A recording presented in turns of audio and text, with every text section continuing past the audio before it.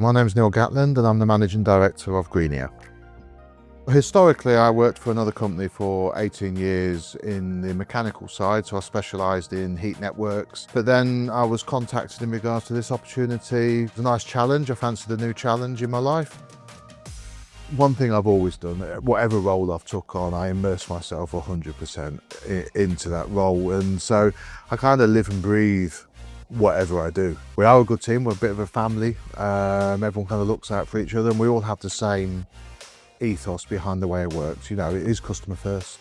You know, everything we do is to make sure the customer's happy, and anybody coming into that will learn that very, very quickly. Outside of work, I'm also the director of Hucknall Town Football Club. So my time outside of my 9 to 5 is a voluntary role, which I took on 14 years ago when my eldest son started playing for them. And then when I'm not there, I like to play a bit of golf. That's my passion, or that's where I try to get my fitness in. And also as well, I have a family that occasionally see me. So I'm married with three boys and a granddaughter as well. So, you know, so she takes up any spare time beyond that.